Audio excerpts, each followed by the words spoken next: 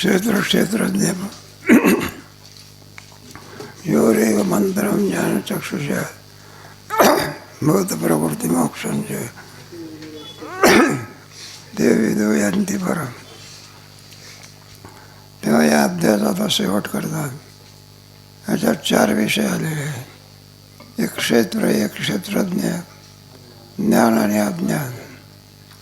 या 4 आणि याचा विचार करून निर्णयपणे कळला पाहिजे.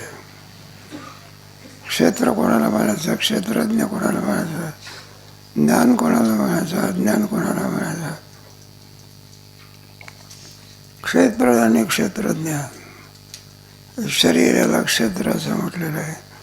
क्षेत्र म्हणण्याचं कारण कशा करतात, क्षेत्राचा अपभ्रंश होऊन शेत म्हणतात. मग शेतामध्ये काय निघते, पीक निघते. एकदा ज्वारीचा ठेवला म्हणजे हे मोठा कणीस मिळते. सुपीक जमीन असली तर काय पाहिजे. मग सुपीक जमीनमध्ये माणूस पेरला तरी उगवतो.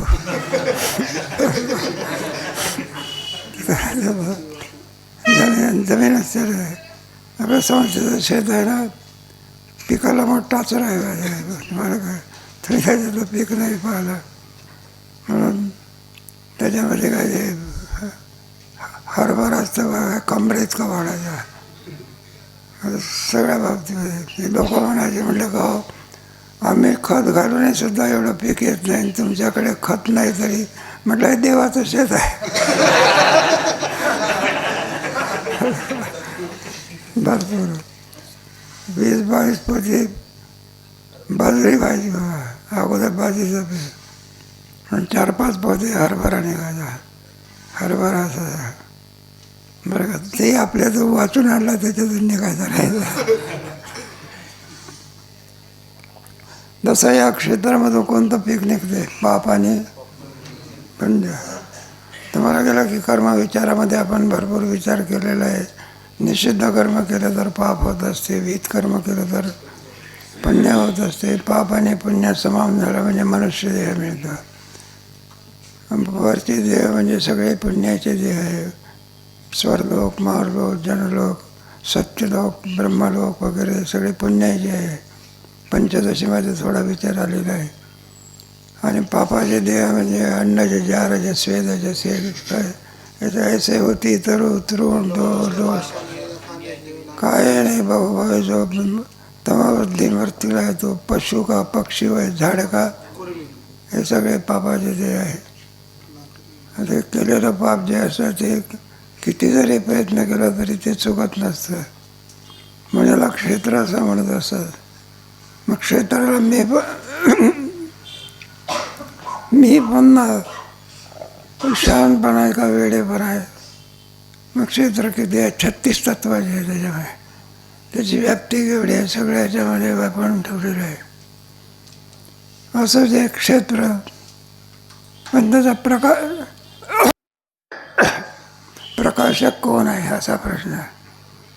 कोणाच्या सत्तेने चालत असते. साधे शरीर कोणाचे, कोण बोलविते. ज्याच्या सत्तेने चालते त्या सत्तेचं काय केलेलं आहे. त्याचा राजसत्ता असते. पोलिसाच्या ठिकाणी ती आपल्याला पाहायला मिळते. कोणाच्या ठिकाणी एखाद्याने चोरी केली, लगेच पोलीस जवळ असला तर म्हणतो तिकडे करा. म्हणलं कशा करतात, नाही म्हणलं इकडे हात करा गे. म्हणलं बेडे असतो तर म्हणलं टाकू द्या का आम्हाला तुमच्याकडे. म्हणलं मी काही गुन्हा केला का, ते म्हणलं ते काही नाही, समोर हात करा गे. म्हणलं एवढंच केलेलं आहे. म्हणलं काय केलेलं आहे, स्वतःच्या खिशात हात जाण्याच्या ऐवजी दुसऱ्याच्या खिशात घ्या.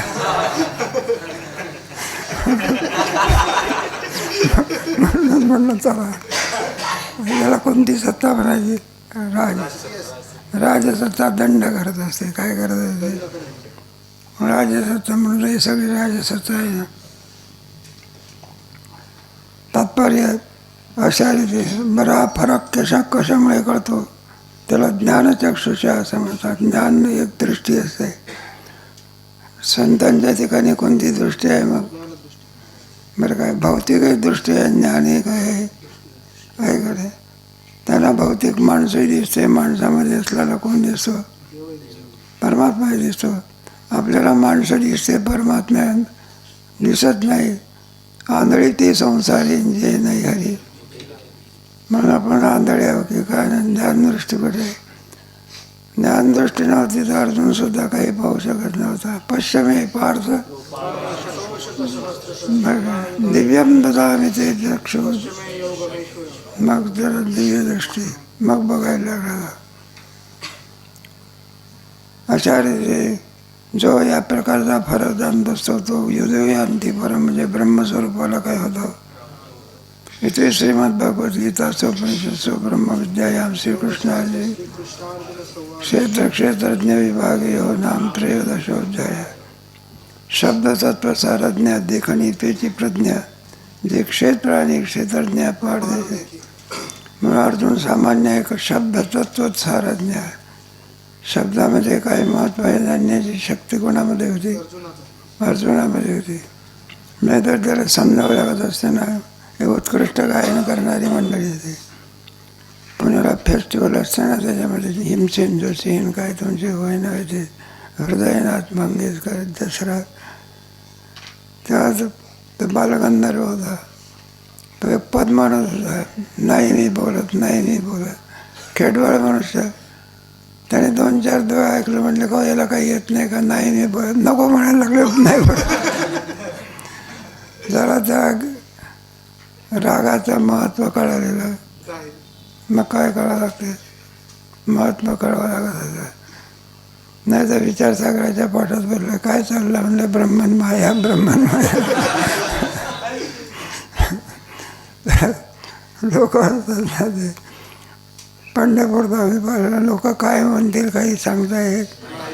स्वतःही करत नाही, दुसऱ्यालाही काय म्हणलं बाबा आला काय पाठ घेऊन. हा बाबा म्हणलं काय ब्रह्म कसा आहे, काळा आहे का गोरा आहे? आणि माईच्या बाबतीत ती साडी नेसली आहे का लुगडं नेसली? काय लोक म्हणतील काही. मग माणसाने त्यांच्याला किंमत द्यायची असते का? लोक आपला धंदा करतात, आपण आपला धंदा करायचा. आपलं चिंतन करणे, ज्ञान घेणे साधकाचं काय आहे? कर्तव्य आहे. म्हणून देखणी त्याची प्रज्ञा बुद्धी कोणती तिला म्हणत तिला परमात्मा स्वरूप दिसते. त्यालाच आहे सात प्रवृत्तींच्या निवृत्तींच्या नाही बरोबर आहे. तो याच्यातला आपला 16व्या अध्यायातला तो आहे. आणि 18व्या अध्याय म्हटलं आहे प्रवृत्तींच्या निवृत्ती. म्हणजे बरोबर प्रवृत्ती आणि निवृत्ती जाणते. बुद्धीचं वर्णन कुठे आहे? मग 18व्या अध्याय. आणखी कुठं आहे? 2रा अध्याय स्वव्यवसायात्मिका बुद्धी. आणखी कुठे आहे? नाही सांगते. त्याच्यामध्ये 3रा अध्याय म्हणजे काम आहे क्रोध ब्रह्माचन. या दोहीचे अंतर देखाव्या चतुर ज्ञानियाचे द्वार आराधिते. मग गुरुजीकडे कशा करता जायचं? म्हणजे तत्वाचं ज्ञान करून घेण्याकरता तत्वज्ञान असं म्हणतात. दोहीचे अंतर देखाव्या चतुर शहाणे माणसं ज्ञानियाचे द्वार आराधिते. कोणाजवळ ज्ञान असतं विद्धी मग सहजासाचे ज्ञान मिळतं. सेवा मग स्वाधीन करण्यात आपला गेला आपला गुरुजीकडे. काही नाही पहिल्याच दिवशी म्हणायला लागला गुरुजी सांगा. काय सांगा? म्हणलं पाठ सांगा. अरे बा म्हणलं कसला कसला विचारतो? आपला आल्याबरोबर विचारतो. म्हणलं राहू दे तसाच दिसतो. अगोदर काय केली पाहिजे? ते तर सेवा मग स्वाधीन करी सोबटा. विचारसागरात नाही का ते तिथं तिघं झाले. तिघांनी सेवा केली. सेवेच्या नंतर त्यांना काय सांगितलं? याला की जोडत शास्त्राची संपत्ती आणि शास्त्राची दपती पोसकीकडे. आपण जे काही ग्रंथ ठेवत असतो ते कशा करता? प्रदर्शन म्हणून का? मग त्याचा काय केला पाहिजे? आपल्या त्याच्यापासून कोणती संपत्ती प्राप्त होते सांगते. आणि शास्त्राची दुपती पोसती खरी. आपण गाय जे पोसत असतो कशाकरता पोसत? अमृतासारखं काय देते? पाय पा दूध पवित्र आणि म्हणून पहिला हिरवा चारा कोणाला देत असतो? जे गाय दूध असेल. भाकड गायला देतो का अगोदर?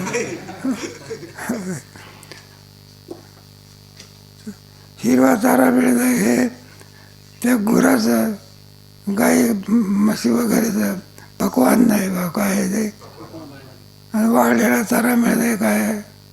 साधा आहे आपला पिठलं भाकरी.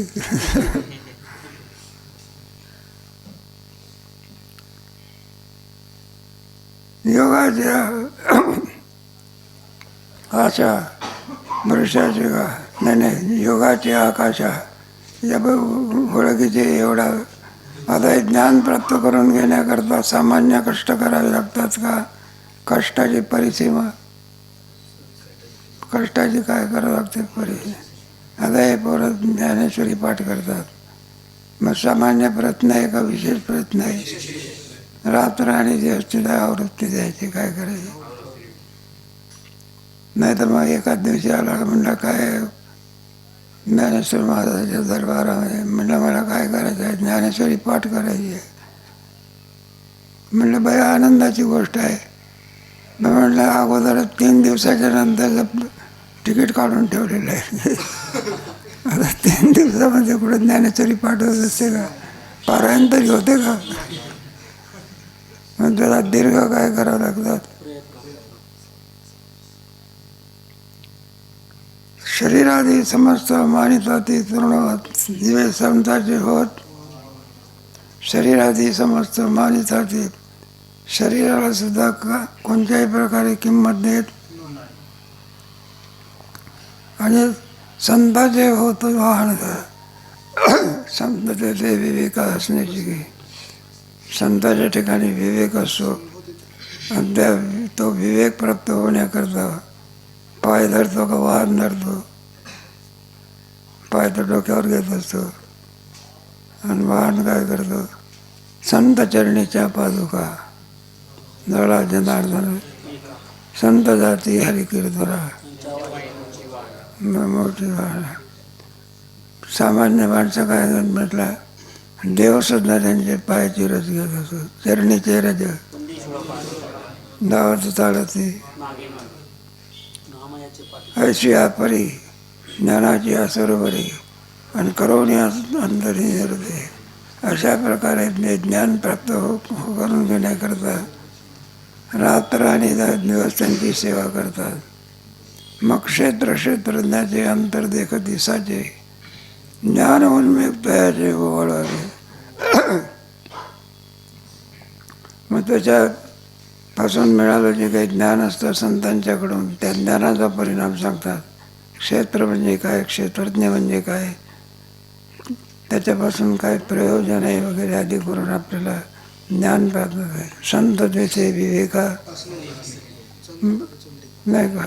ज्ञान नसेल तर मग मुख्य लक्षण आहे ना त्यांच्यामध्ये क्षोत्रिय असा शब्द ठेवला आहे. तद्वितली प्रणिपाते न उपदेक्षण तिथे ज्ञानीना म्हणजे क्षोत्रिय आणि दर्शिना म्हणजे ब्रह्मनिष्ठ. महाभूतादीचे के प्रभेदिले अनेके आणि पसरलेचे लटके प्रतिक्रिया. महाभूतादीचे म्हणजे पंचमहाभूत आहे. हे कोणाचं कार्य आहे? सृष्टीची. त्याला विज्ञान असं म्हणतात. हे विज्ञानाने 7व्या अध्यायापासून चाललेलं आहे. ज्ञानविज्ञान तुला आम्ही काय करू? परम यक प्रवक्ष्यामी ज्ञानानाम ज्ञानोत्तम. यज्ञात नाही परम नाही चुकलं आहे. भूय एव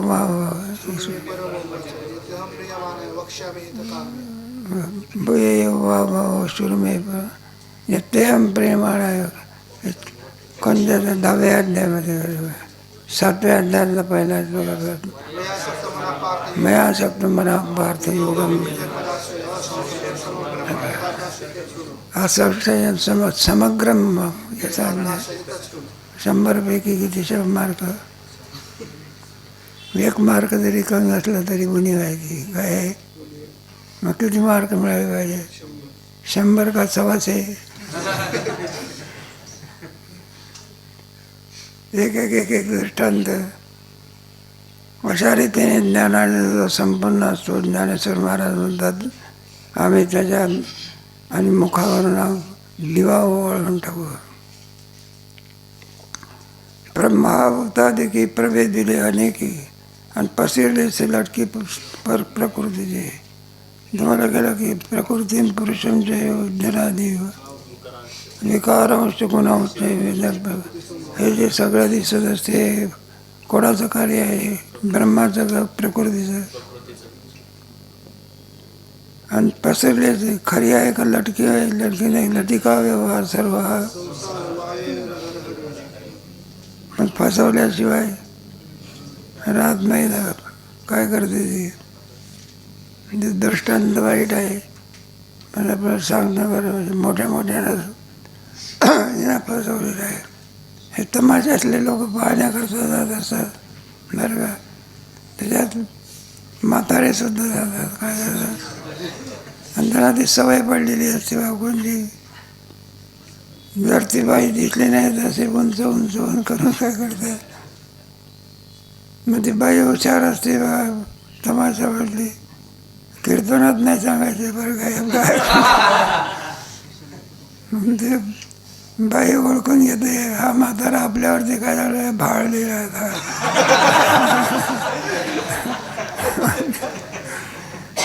ते साधी बसते का म्हातारा सुद्धा इतका वेडा असतो काही नका.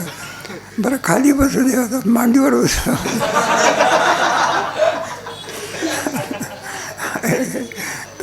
तुका म्हणायचं आहे तर का. मग ते सांगत असते बरं म्हणलं हे सारे कागद नको आम्हाला पैशाची 500 रुपयाची नोट. मग काय पाहिजे म्हणलं तुमच्या ठिकाणी असणारा बरं सोन्याचा हार. माझा काही विचार करत नाही जे मागेल रे इतका भाळलेला. 70 देणगी द्या की काहीतरी. म्हणलं इतकी देणगी मागतो का? पैशाचा कुठे उपयोग करावा याचं काय पाहिजे? ज्ञान पाहिजे. जी माया माणसाला काय करते? माणसाला 2 विषय याच्या पलीकडे जाणं फार कठीण असते. एक अर्थ ज्याला म्हणतात पैसा. माणसाची बुद्धी स्थिर राहू देत. काय हे फसवण्याकरता देवाने कलियुगामध्ये ढिले केले म्हणतात. ते पैसा आणि स्त्री याच्यामध्ये मोठे मोठे काय झालेले.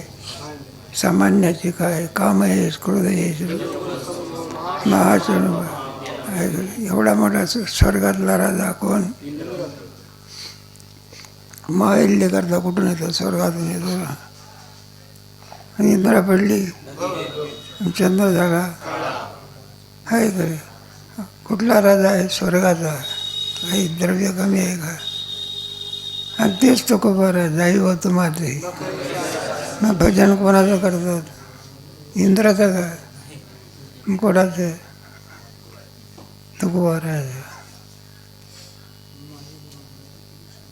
एक दृष्टांत देऊन हा सिद्धांत की ही कशी लागली आहे त्याच्याकरता एक दृष्टांत देऊन सांगतात. शोक नलिका न्याय न लागता लागली आहे जैसे तैसे होय ठावली आहे. शोक नलिका नाही. मग बरेच वेळा ऐकलेलं आहे. त्याचे पारधी लोक आहे ना पोपट धरत असतात. ते एक यंत्र असते बघायचं. आणि ते एक नळी असते त्याच्या खाली काही फळं ठेवतात. आणि पोपट कशाचा भक्त आहे? फळाचा. हा उंच उंच फिरत असतो. त्याने वरून ते फळं पाहिले ते खाण्याकरता कुठं येतो? खाली. मग फळावर बसण्याच्या वेळेच्या अगोदर त्या नलिकेवर बसतो आणि ती गरकन फिरते काय.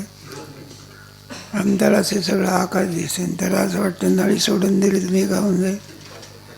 मरून जाईल. म्हणजे बरोबर फिरला म्हणजे तो पारधी तिकडे असतो बघा, तो येत असतो मग त्या पोपटाला काय करतो धर, तरीसुद्धा तो तोंडाने धरलेली नळी सोडत नाही. धरतो बा, शेवटी सोडतच नाही बा, शेवटी अर्धा कापून येतो किती, तरीसुद्धा नळी काय करत नाही. आता नळीने पोपटाला धरले आहे का पोपटाने नळीला धरले आहे का? हे ज्ञान पाहिजे ना, काय पाहिजे. जशी माणसे मरून जातील पण संसारामधून निवृत्त होत, मरो टेकले शरीर बाया शोधणी बांधली. जैसे तैसे होय ठावे जाय, जैसी माळा ते माळा, शिजे खिजे डोळा, सर्व बुद्धी टवाळ हो निमुखी. माळा ते माळा तैसीच देखीजे डोळा. आपल्याला आणखी माळेवरती सर्पाचा आणखी अध्यास होत असतो. तात्विक दृष्टी केलं तर सर्पबुद्धी. एकदा आणखी त्या माळेचं ज्ञान झालं की सर्पबुद्धी काय होत असते. सर्प जात असतो का सर्पाच्या विषयीची बुद्धी जात असते. सर्प आहे कुठं आपल्या बुद्धीत कल्पनेने शिरला आहे. कशामुळे मग सर्पबुद्धी जाते, अशी देहबुद्धी जाते आणि ब्रह्मबुद्धी काय होते प्राप्त होत असते. आपल्याला कोणती बुद्धी आता हल्ली देहबुद्धी. वाचवा मला वाचवा, आता काय वाचवा महाराज इच्छा करा. त्याला देहबुद्धी म्हणतात. विषय पामराची कोणती बुद्धी असते देहबुद्धी. कर्मठाची जीवबुद्धी असते. ते नाना प्रकारचे अनुष्ठानं करतात. कशा करतात लोकांतराची काय आहे. आणि योगी पुरुषाची आत्मबुद्धी असते. तो यम नियम आसन प्राणायाम आत्मदर्शन असते. आणि साधकाची कोणती बुद्धी असते मग ब्रह्मबुद्धी असते. ती ब्रह्मबुद्धी नाही का एशा ब्राह्मी स्थिती पार्थ नाही. मग तुमच्या चांगदेवाची कोणती बुद्धी आहे आत्मबुद्धी समाधीमध्ये. मग ज्ञानोबाराच्या कृपेने कोणती बुद्धी प्राप्त झाली. तो आत्मा परिच्छिन्न नसून किम स्वरूप आहे. मग ब्रह्मबुद्धी म्हणतात. एशा ब्रह्मी स्थिती. सुंदर गीतेमध्ये आपला विचार सांगितलेला आहे. शुक्ती ते शुक्ती सातुजी प्रतिती अनुपेपणाची भ्रांती जाऊ द्या. जोपर्यंत शुक्तीचं ज्ञान होत नाही तोपर्यंत माणसाला वाटते रुपेच आहे का चांदीच आहे का. म्हणून घ्यायला गेला तर मला नाही का नव्या प्रकरणात चाललं झालं संवादी ब्रह्म म्हणतात. दुसरा कोणता मग संसारामध्ये रमणं हे कोणता ब्रह्म आहे तो विसंवाद आहे. आणि परमार्थामध्ये संवाद त्याला फल आहे काय. अशोकाचं झाड फक्त बगड्या करत आहे. अशोकाच्या झाडाला कुठे आंबे येतात नाही म्हणलं भरपूर पाणी घालू पाण्याने वाढेल का आंबे.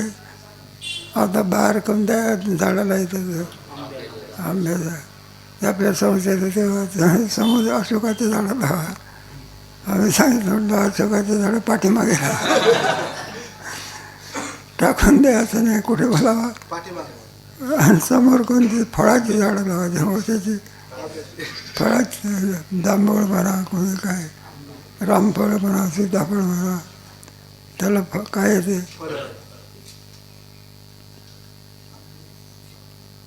एक दुसरा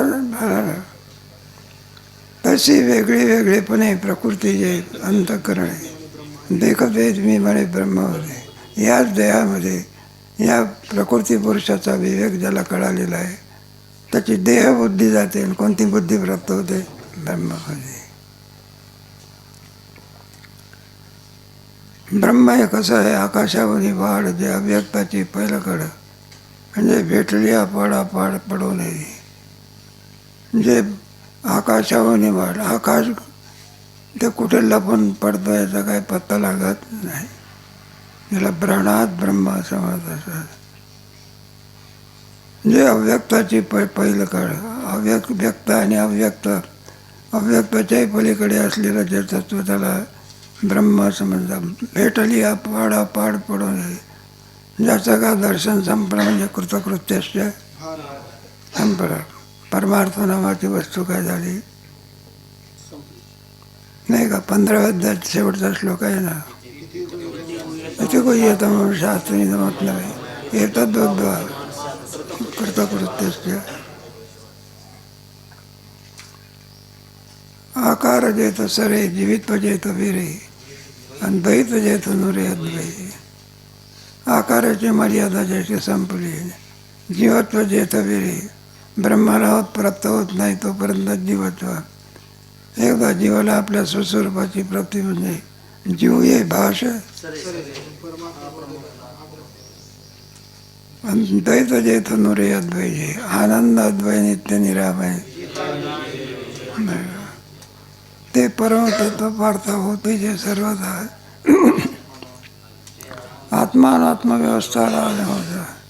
परमतत्व पार्थ ज्या तत्वाच्या पलीकडे आता दुसरं तत्व नाही, असं जे तत्व यांच्याहून भिन्न राहत नाही तत्स्वरूप होत असते त्याला आत्मानात्मव्यवस्था राजहंस. राजहंसाचा दृष्टांत देऊन टाकला, कारण निवड करण्याची शक्ती कोणत्या पक्षात आहे. बगळा आहे, चालतो बिलतो उडतो बिडतो सगळं काय करतो, पण एका ठिकाणी त्याचं हे उघडं पडत असे. दूध आणि पाणी एकत्र ठेवल्यानंतर दोन्ही सरसकट पिऊन टाकतो. त्याला पाणी कळत नाही आणि काय कळत नाही. आणि राजहंस बरोबर चाचूचे आणि सांडचे काढणीचे राज.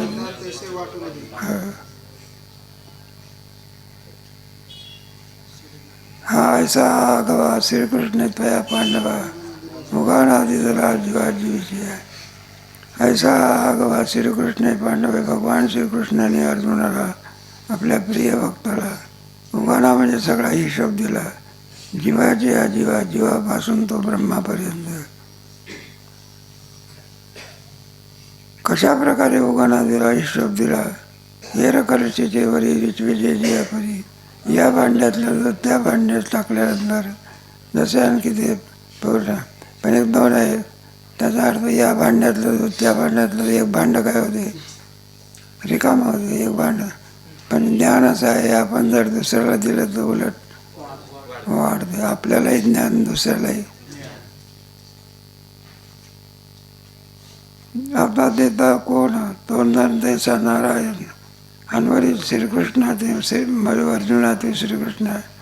तुम्हाला गेलं की पांडवाराम भगवानंतना पांडवामध्ये धनंजय आहे, वृष्णीनाम वासुदेव वसुदेव. अर्जुनाने भगवान श्रीकृष्ण दिसायला दोन आहे पण असायला किती आहे. परे असो नथिले न पुस्तका. बरे आणखी पुढे विचारायचं होता, थोडं जायचं असल्यामुळे इथे नमश्री.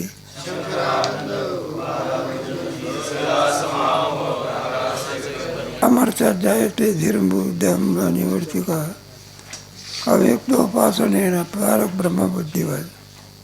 तत्सामर्थ्यात जायते धी मूलविद्या निवर्तिका. तेव्हा हे निर्गुणापासण्याचा प्रत्यय चालू असल्यामुळे, निर्गुणापासून प्राप्त होत असल्यामुळे त्याच्यामध्ये किती सामर्थ्य आहे ते सामर्थ्य सांगतात. तत्सामर्थ्यात निर्गुण स्पर्शण्याच्या ठिकाणी सामर्थ्य शक्ती असल्यामुळे धी मूला विद्या निवर्तिका. या सर्वाला कारण जर काही असेल तर मूळ स्वरामध्ये आपला अज्ञान आहे का.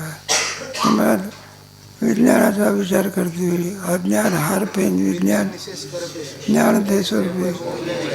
जोपर्यंत ज्ञान होत नाही तोपर्यंत अज्ञान असतं. आपल्या 13व्या अध्यायामध्ये भरपूर याचं वर्णन केलेलं आहे ना, अज्ञानी माणसाचं.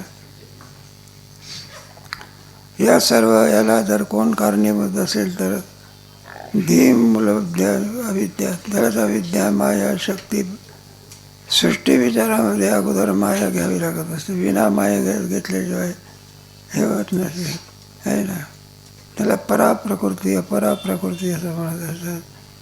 पराप्रकृती म्हणजे जीवरूपापर्यंत. जीवत्व दशा कुठून झाली, कल्पना विद्या येणे आला मायापाशीची. ब्रह्मस्वरूप परब्रह्म जीव स्वरूपाला कशामुळे झालं? अविद्या उपाधीला. आणि ईश्वर भावाला कशामुळे झालं? नाही सर, माया उपाधी. पंचदशीच्या पहिल्या प्रकरणामध्ये मायामध्ये पडलेलं प्रतिबिंब त्याला ईश्वर म्हणायचं आणि अविद्येमध्ये पडलेलं प्रतिबिंब त्याला काय? माया आणि अविद्याचं काय फरक आहे याच्यामध्ये? शुद्ध सत्व प्रधान स्थितीला माया म्हणायचं, मलिन सत्व प्रधान स्थितीला काय म्हणायचं? जीव म्हणायचं, अविद्या म्हणायचं. दोन असताना माया आणि अविद्या या दोघातला फरक काय करा? एका पोरांनी ठेवलं आपलं माया म्हणजे अविद्या आणि अविद्या म्हणजे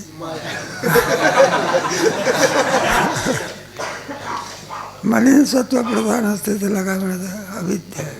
आणि शुद्ध सत्व प्रधान असते त्याला माया.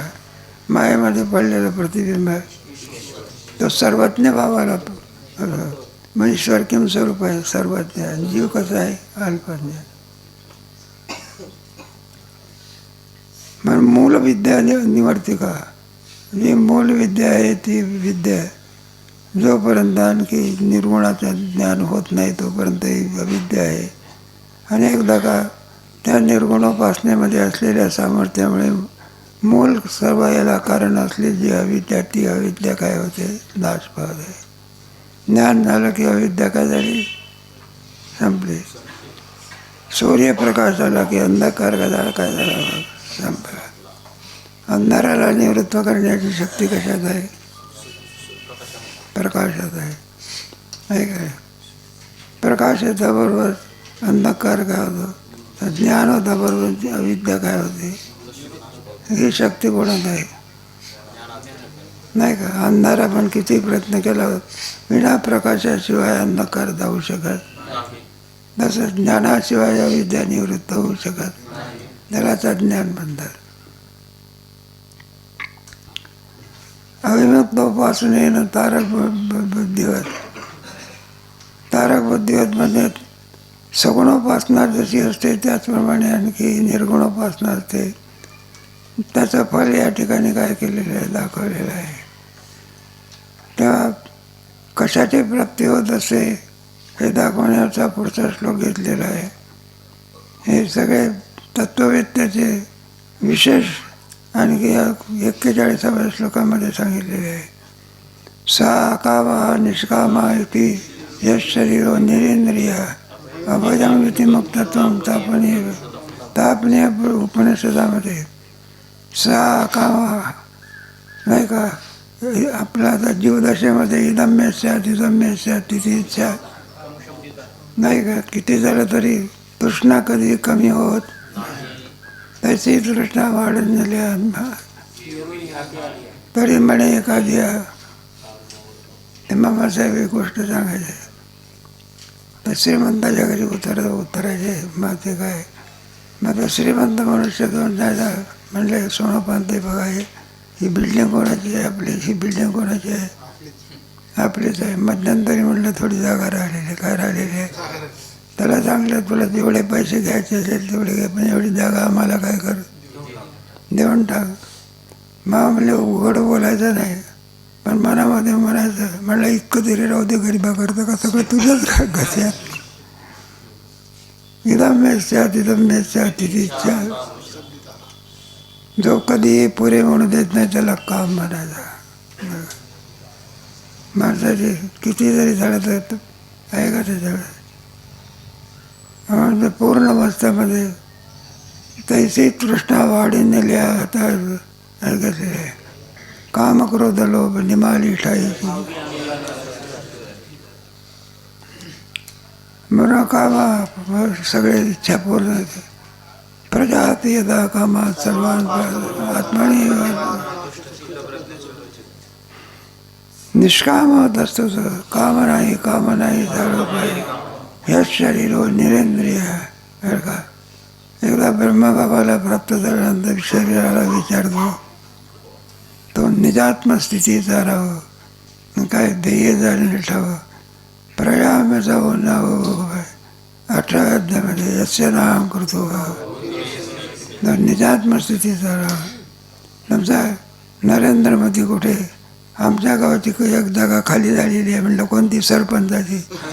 नरेंद्र मोदीला सांगितलं म्हणलं फॉर्म भरा का असे म्हणजे सरपंच किती आहे तो कुठं सरपंच वारी भरायला येतो का? म्हणून सर्वांहून विलग होत असतो.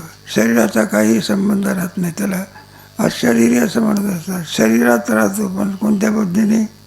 या शरीराचा माझा काहीही संबंध.